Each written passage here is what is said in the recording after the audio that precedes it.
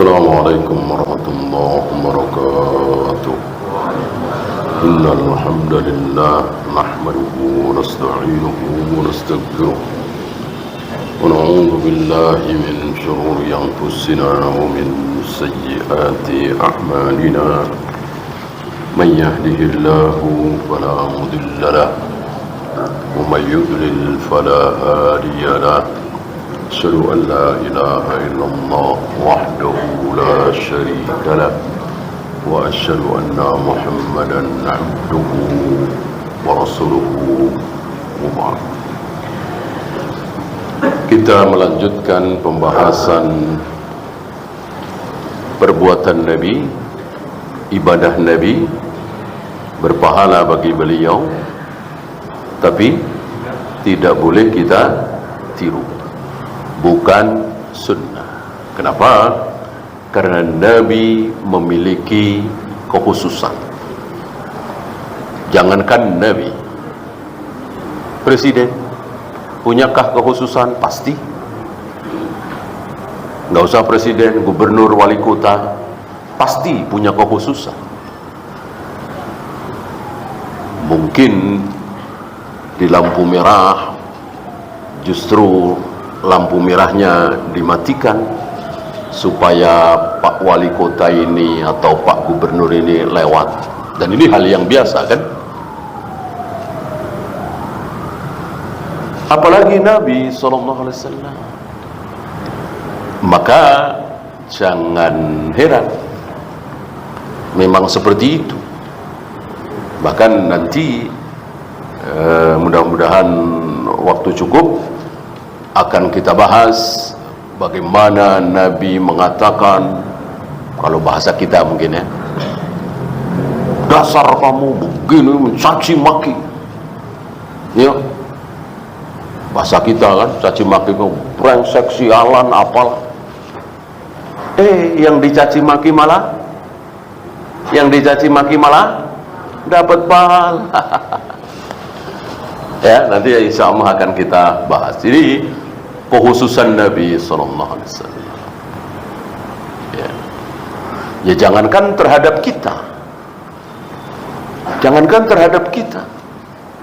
terhadap para Nabi, para Rasul, yang 124.000 itu, Rasulullah Muhammad SAW memiliki 5 kekhususan, 5 keistimewaan beliau dibanding nabi-nabi yang lain. Itu nabi-nabi, apalagi kita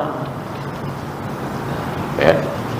Maka jangan sampai antum salah paham, oh kok begitu, kok nggak adil, kok ada kekhususan, kok ada fasilitas khusus buat nabi. Kita ini siapa? Beliau manusia termulia, beliau nabi, beliau rasul, beliau dijamin ampun, dijamin ridha, dijamin surga. Ya wajar kalau punya kekhususan. Beliau tidak berhak memakan harta zakat, sedekah, tidak boleh.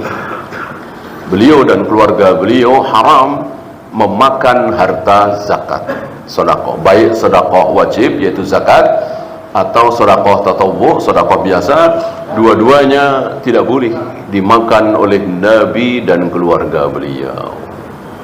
Ya. Ini dari sisi yang tidak enak. Kalau yang tadi kan dari sisi enaknya, ini dari sisi yang tidak enak. Wajib qiyamul lail, kita kan nggak wajib, beliau wajib. Wajib berdakwah, kita kan nggak wajib. Berapa banyak dari kita yang tidak berdakwah dan tidak berdosa? Karena dakwah memang bukan fardu ain, tapi fardu kifayah, cukup orang-orang tertentu saja. Kalau beliau wajib menyampaikan ya. Bahkan para ulama yang ilmunya luar biasa tapi tidak diberi kesempatan, tidak ada waktu, tidak ada kesempatan, tidak wajib. Tidak wajib, dan itu banyak ya. Termasuk di negeri kita ini, berilmu, tahu akidah, tahu manhaj, tapi tidak berdakwah, nggak ada kesempatan, tidak diberi ruang, tidak diberi waktu. Berdosakah? Tidak. Adapun Nabi harus cari kesempatan, harus cari waktu, harus cari orang untuk didakwai. Ini dari sisi yang tidak enaknya, ya. Maka beliau harus datangi orang-orang untuk menyampaikan, akulah Nabi, akulah Rasul, berimanlah kepadaku, begini, begini. Dan itu kan berat, berat sekali dan luar biasa, ya. Beratnya beliau dalam dakwah itu, dicaci, dimaki, dihujat, bahkan disakiti waktu ke Taif kan. Ya, terakhir Nabi meletakkan pelepah kurma yang basah di atas kubur dengan harapan mayat yang ada di kubur itu diperingan siksanya. Bolehkah kita ikuti? Tidak. Kita menunggu para sahabat. Ketika para sahabat mengikuti apa yang dilakukan oleh Nabi ini, baru ini pasti benar, ini pasti sunnah. Kalau nggak ada riwayat, nanti dulu. Nggak mungkin kita lebih faham dari para sahabat, nggak mungkin kita lebih tahu dari para sahabat, nggak mungkin kita lebih alim dari sahabat. Beliau-beliaulah yang paling faham, yang paling tahu, yang paling semangat mengamalkan sunnah Nabi SAW. Jadi kalau para sahabat tidak melakukan, ya berarti itu salah. Bukan karena sahabat males, nggak faham, malah justru kita yang faham. Nggak mungkin, tidak mungkin, ya.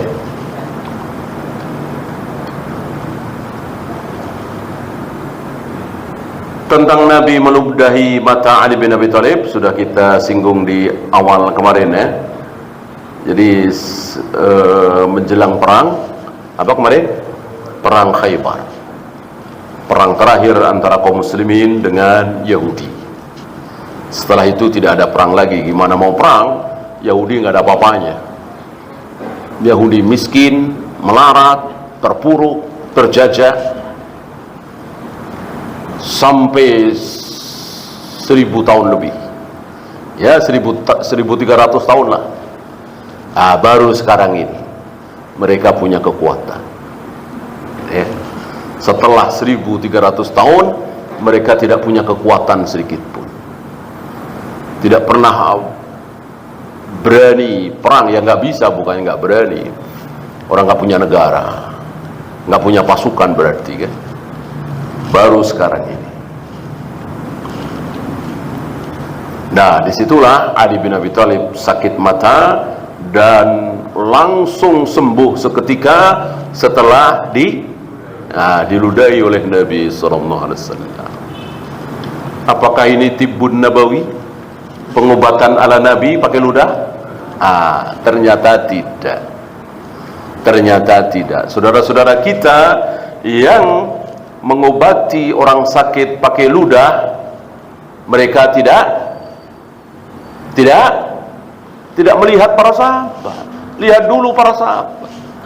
Kalau itu sunnah Nabi, pengobatan penyakit, terutama penyakit mata dengan ludah, tentu sudah dilakukan oleh Abu Bakar, Utsman, Ali, Zubair, Tolha. Nggak ada riwayat. Berarti para sahabat paham, ini bukan tibbun nabawi, ini bukan pengobatan ala Nabi. Tibbun nabawi itu apa? Bekam, ya kan? Nabi diajari langsung oleh Jibril. Maka luar biasa bekam ini, ya. Dan bekam itu pakai ilmu apa enggak kira-kira? Tentu pakai ilmu, nggak asal-asalan. Oleh karena itu banyak syekh hari ini nggak mau dibekam, nggak mau. Bukan tidak percaya terhadap sabda Nabi, tapi tidak percaya, tidak siqah sama tukang bekamnya. Ya, baru pelatihan 2 bulan, 3 bulan gitu. Mestinya yang membekam itu adalah dokter. Mestinya dia tahu titiknya di sini, ya tanda-tandanya begini, karena dokter 5 tahun, 7 tahun, 10 tahun belajar tentang kedokteran. Nah, ini tidak cuman kursus sebulan, 2 bulan, 3 bulan, ya. Maka ada beberapa yang mengalami keburukan, bukan karena bekam itu buruk, tapi caranya, ya sama seperti madu. Banyak hari ini kaum muslimin kecewa dengan madu dan meragukan sabda Nabi, meragukan ayat Al-Quran, di mana madu itu obat luar biasa, terutama sakit yang ada di perut. Begitu ada saudara kita sakit perut, minum madu, malah mencret, malah tambah sakit, ya. Kenapa? Ya banyakkan gulanya daripada madunya. Madu yang dimaksud oleh Allah dan Rasulnya adalah madu yang menghisap saripati bunga. Ini bunga lagi nggak ada. Bunga kan nggak setiap hari, ya kan? Nah, maka peternak lebah bukannya mencarikan bunga, tapi sirupan, dan itu banyak, kan? Ya tentu bukan madu yang seperti, betul dia mengeluarkan madu si lebah ini, tapi yang diserap bukan saripati bunga. Akhirnya ya beda jauh khasiatnya.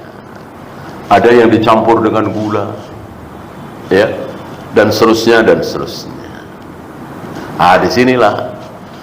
Disinilah sunnah Nabi menjadi tercoreng, kan? Menjadikan kaum muslimin tidak siqah dengan sunnah Nabi gara-gara ulah sebagian kita, termasuk bekam tadi, ya. Apalagi selain bekam, tibbun nabawi, ya madu tadi, ya, habatus sauda, gitu. Bukan ludah. Walaupun sekali lagi Ali bin Abi Thalib langsung sembuh gara-gara diludahi oleh Nabi langsung. Dan itu bolehkah kita ikuti? Tidak boleh. Walaupun perbuatan Nabi SAW, ya. Termasuk ketika Nabi meletakkan tangan beliau yang mulia di dada putri beliau Fatimah. Agak panjang kisah ini, ya. Disaksikan oleh beberapa sahabat termasuk Imran bin Husain. Nabi sedang bersama para sahabat termasuk Imran bin Husain.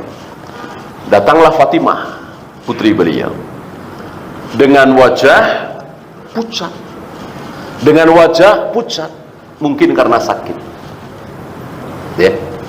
Lalu Nabi meletakkan tangan beliau yang mulia di dada Fatimah.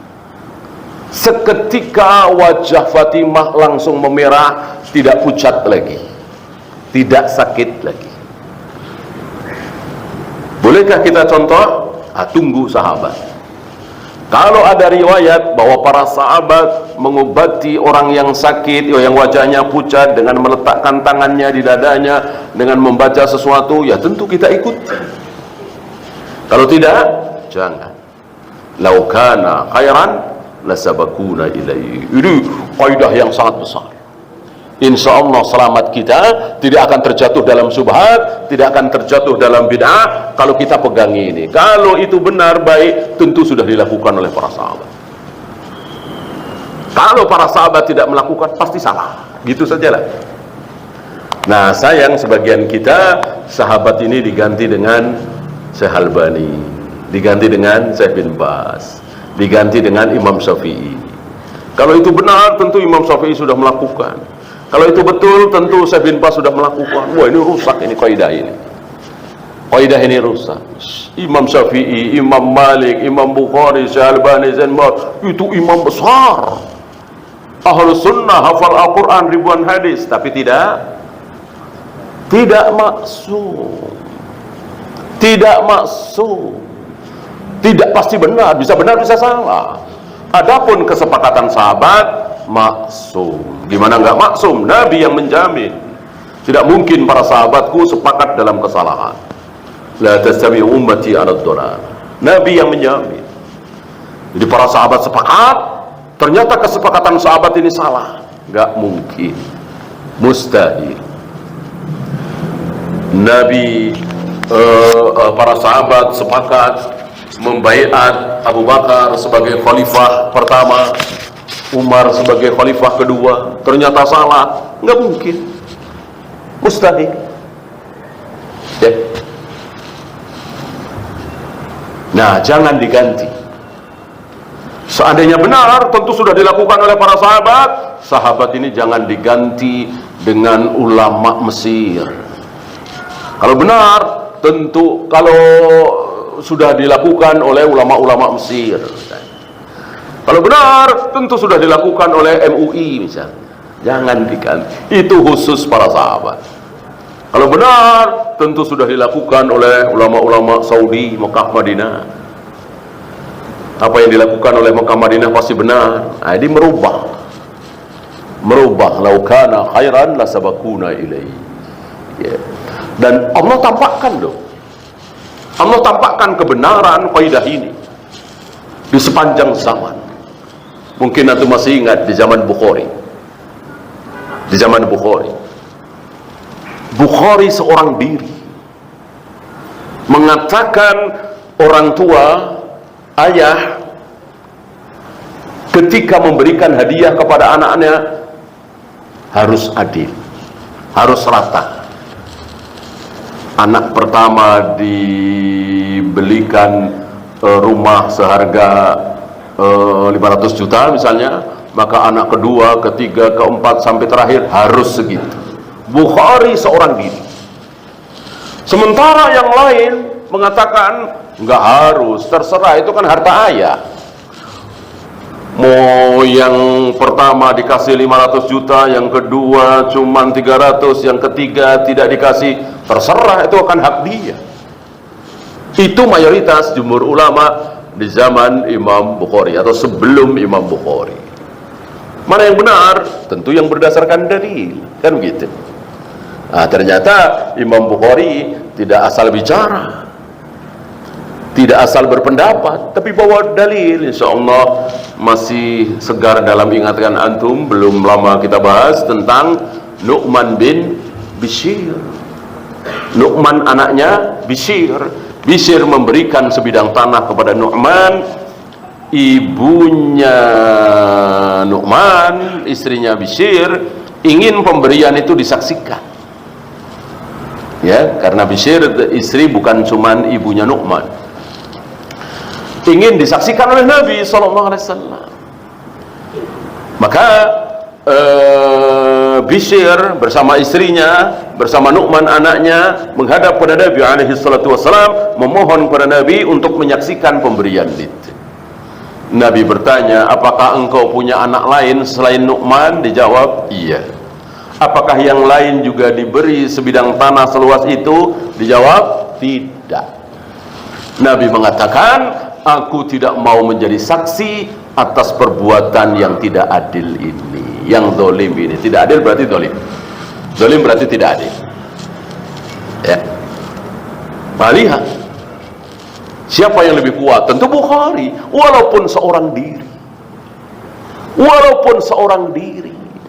Dan waktu itu kan Bukhari kan tidak seperti ketika beliau sudah wafat, apalagi sekarang, ya. Artinya yang jauh lebih senior dari Bukhari ada. Bahkan kalau antum tahu, Bukhari pernah ditahdzir kan oleh Muhammad bin Yahya, dan tahdzirannya mempan sekali, sangat mempan sekali. Nggak ada yang mau duduk di majelis Imam Bukhari setelah ditahdzir oleh Muhammad bin Yahya Az-Zuhri. Ini menunjukkan bahwa hari itu yang jauh lebih senior dari Bukhari banyak, yang pamornya lebih hebat dari Bukhari banyak. Tapi ilmu kebenaran ya kebenaran, tidak mengenal senior, junior, pamor, mayoritas, minoritas, tidak. Allah sengaja tunjukkan bahwa kebenaran adalah dengan mengikuti dalil, tidak mengikuti senioritas, mayoritas, tidak. Nah, ini mayoritas kan membolehkan.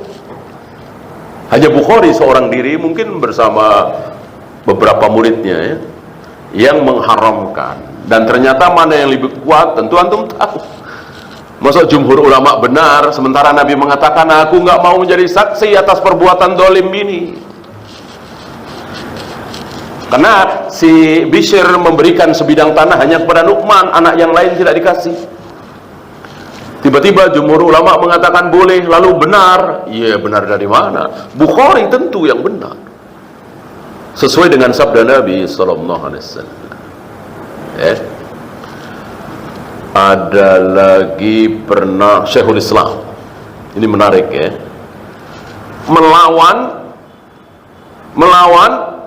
4 imam madhab. Kayak apa?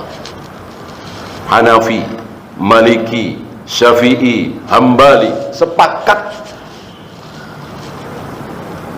suami yang mentalak istrinya talak 3 sekaligus.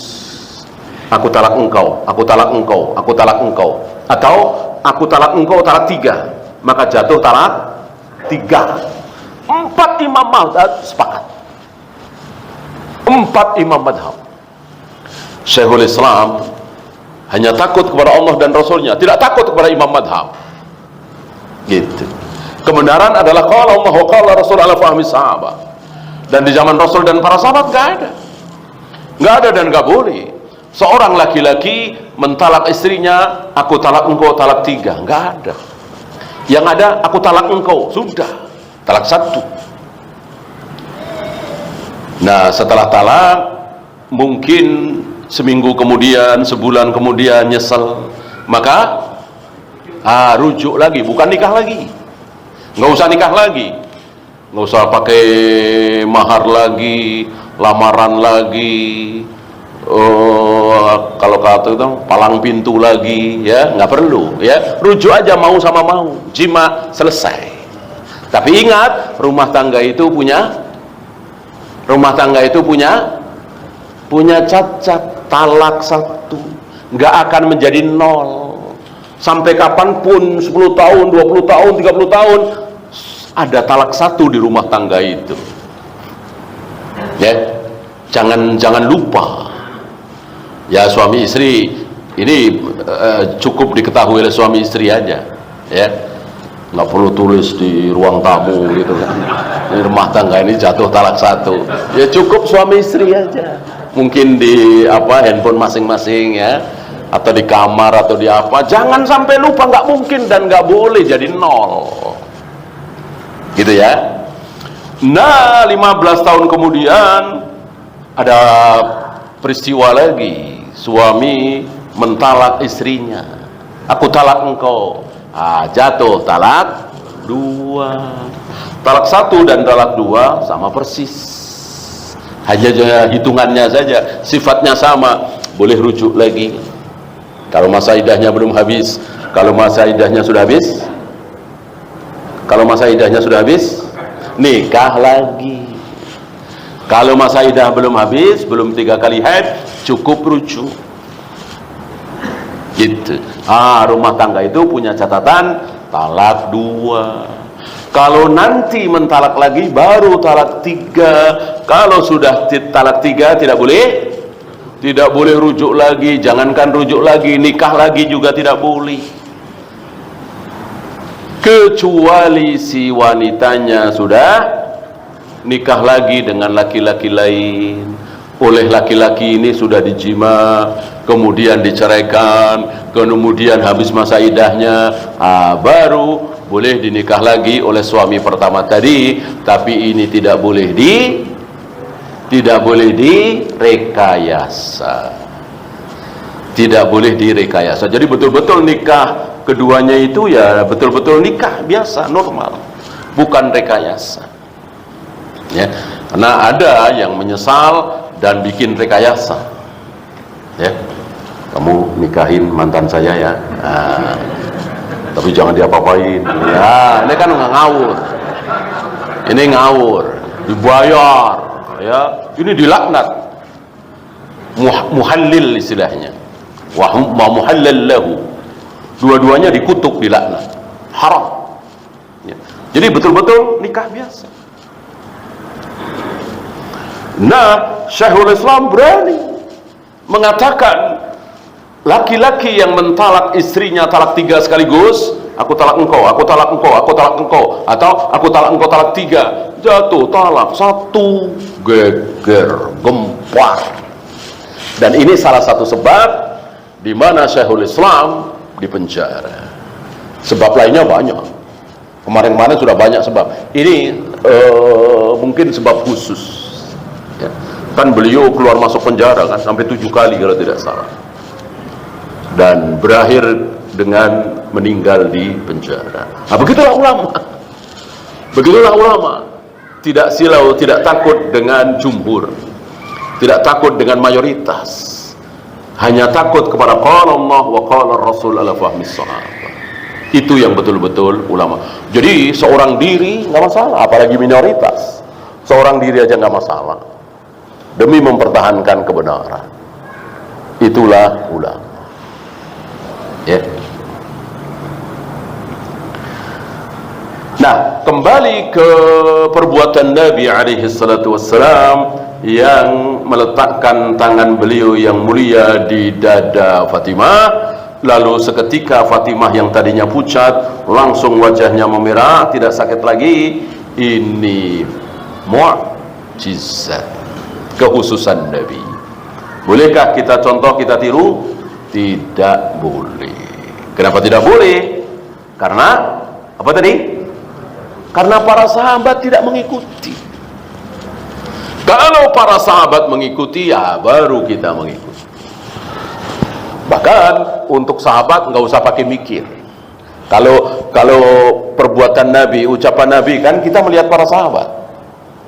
Kalau kita melihat perbuatan sahabat, ucapan sahabat, udah nggak usah mikir-mikir lagi. Ya, karena nggak mungkin para sahabat menyelisih sunnah Nabi. Nggak mungkin para sahabat bermaksiat kepada Nabi terang-terangan lalu dibiarkan oleh sahabat yang lain, nggak mungkin. Oleh karena itu Syekh Albani dan lain-lain ketika membaca bahwa Abu Hurairah dan Ibnu Umar, satu lagi Ibnu Abbas, memotong jenggotnya segenggam, Syekh Albani nggak mengatakan dari Rasul mana ya, perbuatan Rasul mana, nggak perlu lagi, nggak perlu lagi, cukup dengan Abu Hurairah, Ibnu Umar memotong jenggotnya segenggam, cukup. Kenapa? Karena kita tidak boleh suudzon kepada Abu Hurairah, Ibnu Umar menyelisihi sunnah Nabi. Nabi tidak pernah memotong jenggotnya segenggam, kok Abu Hurairah, Ibnu Umar berani? Nggak mungkin. Tentu Abu Hurairah, Ibnu Umar lebih tahu dari kita.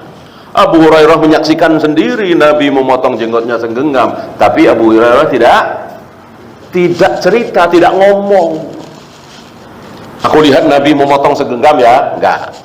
Langsung aja potong sendiri. Ah, begitu. Adapun yang bukan sahabat nggak boleh. Imam Syafi'i misalnya, Imam Bukhari misalnya, Syekh Albani nggak bawa riwayat dari Nabi. Tiba-tiba misalnya mencukur habis kumis misalnya, kita ikuti. Nggak mungkin lah Imam Syafi'i salah, nggak mungkin lah Syekh Albani salah. Ya udah, kerok habis kumis. Ya. Ini kan dibid'ahkan oleh Imam Malik. Mencukur habis kumis dibid'ahkan oleh Imam Malik. Karena kumis itu dirapikan, tidak dihabiskan. Jenggot dipotong setelah segenggam. Ya. Jadi dengan melihat para sahabat selesai. Dan tidak perlu puluhan sahabat, ratusan sahabat dikumpulkan riwayatnya, nggak perlu. 1-2 sudah. Bahkan satu saja sudah cukup. Antum kira riwayat siapa yang diambil oleh para ulama mengganti assalamu alayka ayyuhan nabiyyu wa rahmatullahi wabarakatuh diganti dengan assalamu ala nabi? Kan cuma satu sahabat, siapa? Ibnu Mas'ud. Riwayat itu hanya didapat dari Ibnu Mas'ud. Ibnu Mas'ud setelah Nabi wafat mengganti lafaz assalamu alayka ayuhan nabi wa rahmatullahi wa barakatuh dalam salawat, diganti oleh Ibnu Mas'ud menjadi assalamu ala nabi. Bagaimana Ibnu Abbas, bagaimana Aisyah, bagaimana Ibnu Umar? Gak ada riwayat. Gak ada riwayat. Itu cuma dari Ibnu Mas'ud. Cukupkah? Cukup. Kenapa? Kenapa cukup? Iya, karena tidak dibantah. Tidak didapat riwayat bantahan dari Aisyah misalnya, dari Abu Hurairah misalnya, dari Ali bin Abi Thalib misalnya. Nggak ada. Nggak ada bantahan. Berarti seluruh sahabat sepakat dengan ijtihad Ibnu Mas'ud mengganti assalamu alayka ayuhan nabiyyu diganti dengan assalamu ala nabi wa rahmatullahi wa barakatuh ketika Nabi sudah wafat. Sebab kalau para sahabat melihat ijtihad Ibnu Mas'ud ini salah, pasti nggak akan diam, pasti akan ngomong. Sahabat-sahabat itu manusia-manusia yang sangat cemburu membela kebenaran. Jadi kalau ada sebuah kesalahan, marah. Ibnu Abbas itu pernah marah dengan mengatakan kadzaba adumullah, dusta itu musuh Allah, itu musuh Allah, dia itu dusta. Padahal ulama tabi'in Nauf al-Bakari yang mengatakan bahwa Nabi Musa yang bersama Khidir itu dalam surat Al-Kahfi itu bukan Nabi Musanya Bani Israel. Kalimat ini sampai ke telinga Ibnu Abbas, marah dengan mengatakan dusta itu musuh Allah, dusta itu musuh Allah. Karena para sahabat manusia-manusia yang sangat cemburu membela kebenaran, jangan sampai ada syubhat dibiarkan. Nah, termasuk ketika Ibnu Umar berfatwa keliru, wanita-wanita yang mandi junub harus rambutnya harus basah semua, harus basah semua sampai akar-akar rambut. Mendengar ini Aisyah marah, karena Aisyah tahu persis, beliau pelakunya sendiri, bahwa beliau dan istri-istri Nabi banyak yang menggelung rambutnya, mengikat rambutnya. Nah, panjang kan rambut wanita. Lalu ketika mandi junub karena jima ya, bukan karena haid, Nabi tidak menyuruh membuka gelungannya, tidak usah dibuka ikatannya, sudah mandi saja, guyurkan dengan bejana gayung 3 kali, cukup. Mungkinkah wanita yang menggelung rambutnya, lalu rambutnya, kepalanya diguyur 3 kali, lalu ada sehelai, 2 helai, 3 helai rambut yang belum basah? Mungkinkah? Mungkin sekali, sangat mungkin sekali. Orang digelung kan rapet, nggak mungkin basah semua, kecuali direndam barangkali, ya kan. Ini kan cuma diguyur 3 kali. Disinilah Aisyah marah mendengar Ibnu Umar berfatwa wanita yang mandi junub seluruh rambutnya harus basah semua. Maka dengan nada tinggi, nada keras, Aisyah mengatakan, sampaikan ke Ibnu Umar, suruh dia perintahkan para wanita untuk menggunduli rambutnya saja. Ini kan nggak enak, nah. Kalimatnya keras ini ya. Demi apa? Demi syubhat itu hilang. Itu sebuah kesalahan, fatwa yang keliru, ya, gulu itu. Beginilah para sahabat betul-betul membela kebenaran, walaupun dengan suara nggak enak, walaupun dengan keras, walaupun dengan kalimat yang istilahnya nyelekit. Demi apa? Demi syubhat itu hilang, demi kebenaran itu tegak. Inilah para sahabat. Ya,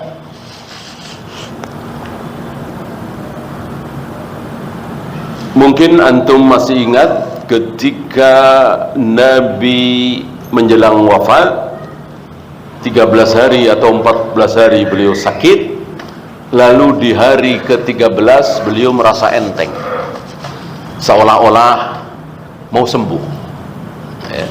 Maka beliau keluar dari rumah beliau untuk ikut berjamaah di masjid. Waktu itu kaum muslimin sudah mulai sholat, diimami oleh Abu Bakar. Dipapah oleh dua orang, Ali dan Fudail. Terus menyibak barisan, ya. Hampir-hampir kami, ini persaksian beberapa sahabat, ya, hampir-hampir kami para sahabat akan membatalkan sholat kami, saking senangnya bahwa Rasulullah sembuh. Sudah 13 hari tidak ke masjid, tidak mengimami sholat, ya. Nggak taunya itu sholat terakhir beliau, besoknya atau lusanya wafat, ya. Nah, dikemanakan Nabi menyibak saf itu? Didudukkan ke sebelah kiri Abu Bakar, didudukkan ke sebelah kiri Abu Bakar sebagai imam. Belum sanggup berdiri, beliau duduk. Nah, Abu Bakar sholat mengikuti sholatnya Nabi, kaum muslimin para sahabat sholat mengikuti sholatnya Abu Bakar, ya. Ada yang berpendapat bahwa beginilah sunnah, gitu. Jadi imam sebuah masjid ketika telat dia harus begini. Tidak. Yang benar adalah pendapat para masyayikh, para imam, bahwa ini kekhususan Nabi. Jadi apabila ada seorang pemimpin hari ini, seorang imam hari ini, ketika dia terlambat, ya tetap di belakang. Karena ini hanya dilakukan oleh Nabi SAW. Kan ketika Nabi wafat, kaum muslimin dipimpin oleh Abu Bakar misalnya. Abu Bakar wafat dipimpin oleh Umar. Yang jadi imam siapa? Tentu Umar selama 10 tahun, atau Ali bin Abi Thalib selama 8 tahun. Mungkinkah pernah sakit? Mungkinkah pernah berhalangan? Pasti. Mungkinkah pernah masbuk? Pasti, insya Allah. Tapi nggak ada riwayat Ali bin Abi Thalib atau Umar bin Khattab atau Abu Bakar melakukan seperti yang dilakukan oleh Nabi alaihi salatu wassalam. Dengan demikian, pendapat yang kuat bahwa imam didudukkan di samping imam pengganti adalah khususiyah Nabi SAW, ya. Termasuk sebagian ulama, ini saya kira masih hilaf, ya, mengatakan bahwa Nabi pernah mengimami sholat sewaktu beliau habis terjungkal dari unta, yang tiba-tiba unta itu ngamuk. Beliau naik unta itu bersama istri beliau Sofia. Lalu beberapa hari beliau sholat tidak bisa berdiri. Beliau mengimami sholat sambil duduk. Lalu para sahabat seperti biasa sholat sambil berdiri. Nah, di tengah-tengah sholat, atau mungkin di rakaat pertama, ya, Nabi tahu para sahabat, para makmum pada berdiri. Maka Nabi langsung memberikan isyarat dengan tangannya, menyuruh para makmum, para sahabat untuk duduk. Keluar hukum dari sini bahwa jika imam duduk, maka para makmum harus ikut duduk. Selesai salat, Nabi bersabda, hampir-hampir kalian, baru saja kalian hampir menyerupai Majusi, Parsi. Apa? Imamnya duduk, pemimpinnya duduk, yang lain berdiri, ya. Nah, riwayat itu, hadis itu mansukh, terhapus dengan riwayat terakhir tadi, ya. Sekali lagi, ini menjadi perbincangan para ulama. Satu Satu lagi tentang tadi cacian, ya. Jadi Nabi pernah memohon kepada Allah, ya Allah, aku manusia, bukan malaikat. Aku manusia biasa yang tentu pada satu ketika akan marah, akan tersinggung. Pasti kan? Gak ada manusia yang belum pernah marah, belum pernah tersinggung. Aku memohon kepada Engkau ya Allah, jika aku marah, jika aku tersinggung kepada seseorang dan orang itu musyrik, lalu aku mencaci dia, memaki dia, mendoakan buruk kepada dia dan seterusnya, ya Allah, mohon rubahlah keburukan itu menjadi kebaikan. Jadi walaupun aku doa buruk, rubahlah menjadi baik. Walaupun aku mencaci, memaki, menjelek-jelekkan, dirubahlah menjadi kebaikan. Dan doa Nabi ini sudah dikabulkan oleh Allah. Dan saya kira hanya beliau manusia seperti itu, ya, mendoakan buruk, emosi, mencaci, memaki, tapi dirubah oleh Allah menjadi kebaikan. Ya. Oleh karena itu, kalau antum mendapati riwayat seorang sahabat dicaci maki oleh Nabi, seorang sahabat didoakan buruk oleh Nabi, seorang sahabat dimarahi oleh Nabi, maka itu adalah kebaikan bagi sahabat. Apa ada sahabat yang didoakan buruk oleh Nabi? Ada. Contohnya siapa? Muawiyah. Satu ketika Nabi ada perlu dengan Muawiyah. Nabi menyuruh anak kecil Ibnu Abbas untuk memanggilkan Muawiyah. Pergilah Ibnu Abbas mencari Muawiyah. Enggak lama datang lagi kepada Nabi, ya Rasul, Muawiyah sedang makan. Gitu. Kata Nabi, panggil, suruh kemari. Ibnu Abbas datang lagi ke Muawiyah.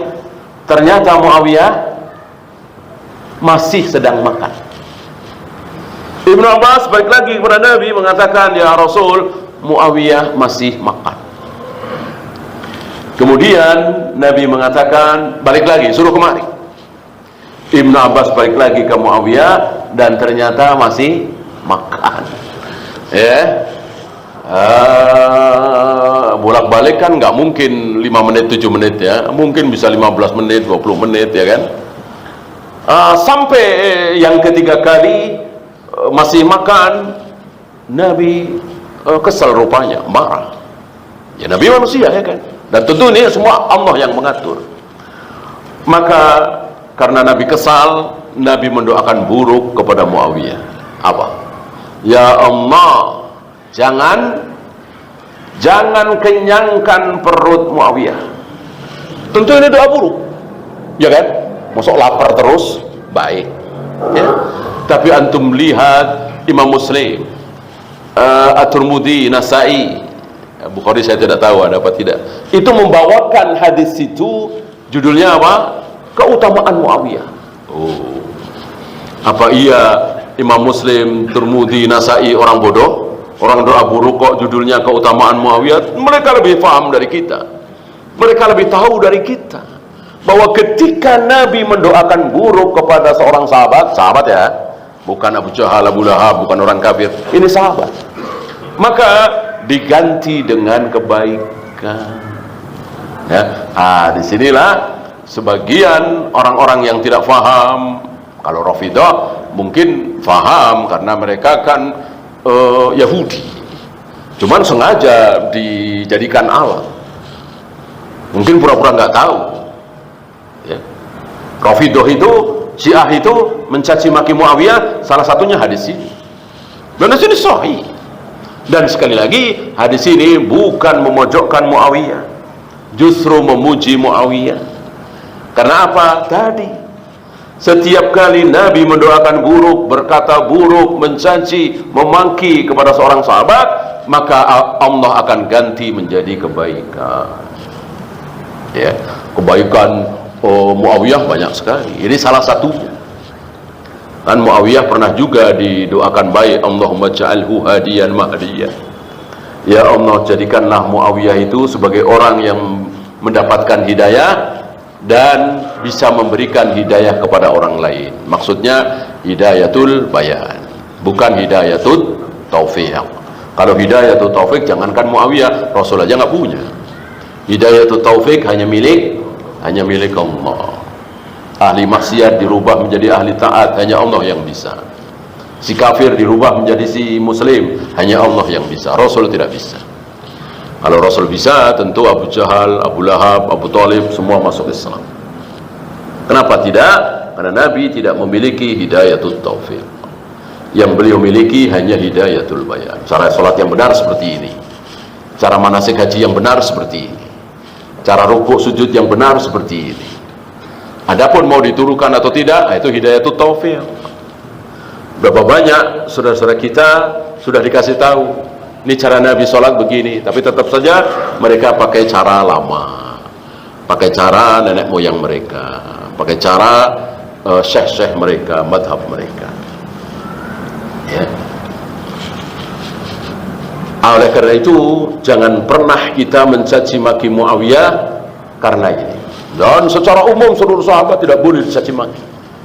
La tasubbu ashabi. Jangan kalian mencaci maki sahabatku.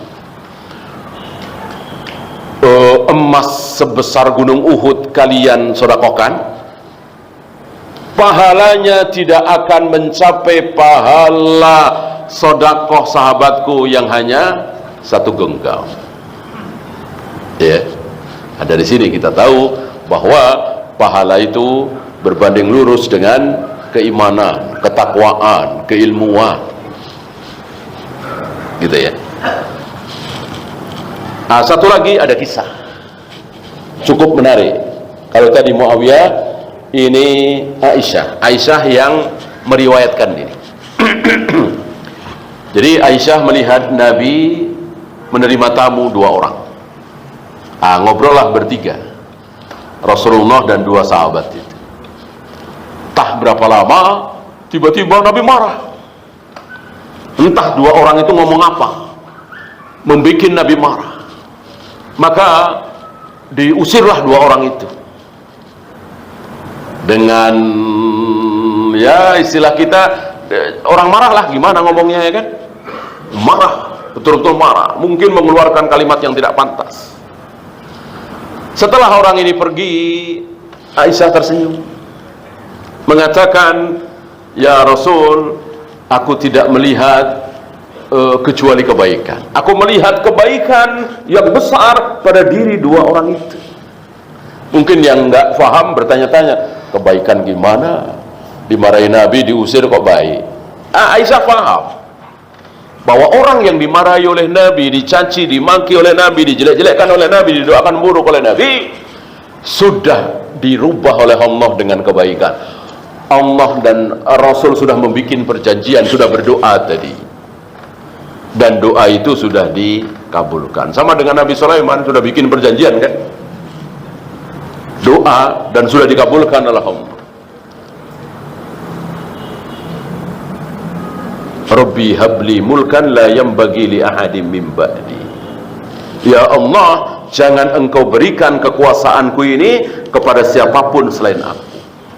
Ini perjanjian, doa Nabi Sulaiman, dan sudah dikabulkan oleh Allah. Oleh karena itu, ketika Rasulullah pada satu ketika salat malam, ya qiyamul, digoda oleh syaitan, jin, dan Allah memberikan kelebihan kepada beliau bisa menyaksikan jin. Nabi marah, kesal, jin itu dicekik. Jin itu dicekik. Kemudian Nabi ikat jin itu di tiang masjid, mau ikat di tiang masjid. Tapi tiba-tiba Nabi ingat doa Nabi Sulaiman itu, perjanjian antara Allah dengan Nabi Sulaiman itu. Jika Nabi bisa menguasai jin itu, berarti sama dengan Nabi Sulaiman. Sementara Nabi Sulaiman sudah bermohon, ya Allah, jangan engkau berikan kekuasaanku ini, kebisaanku ini, keahlianku ini kepada siapapun selain aku. Dan sudah dikabulkan. Maka Nabi lepaskan lagi. Ya, itu Nabi Rasulullah Muhammad SAW tidak berani menguasai jin. Bagaimana hari ini ada seorang yang mengaku kiai, paranormal, dukun, syekh, berani menguasai jin, punya jin sekian ratus, sekian ribu, ya. Bahkan mereka punya doa, ya, wa qaddim lana minal jinni ma'al iman, ya, jadikanlah khodam jin yang beriman. Bolehkah? Tidak boleh. Kita boleh punya khodam, kita boleh punya pembantu, harus dari kalangan manusia, tidak boleh jin. Mereka banyak punya pembantu berupa jin, gitu ya. Habis subuh nggak ada orang, ada suara nyapu, tiba-tiba bersih, lalu disapu sama jin, gitu kan. Ya, cerita-cerita sendiri di kampung-kampung kan banyak, gitu kan. Ada orang mencuri, ya kan, mencuri buah-buahan, oh dia muter-muter pohon sampai siang, ya, dan seterusnya dan seterusnya. Cerita-cerita bolehkah? Tidak boleh, haram. Kenapa? Karena doa Nabi Sulaiman tadi sudah dikabulkan oleh Allah. Termasuk apa yang menjadi doa Nabi alaihi salatu wassalam sudah dikabulkan oleh Allah, bahwa doa buruk beliau akan diganti menjadi kebaikan. Wallahu a'lam. Ya, ada pertanyaan?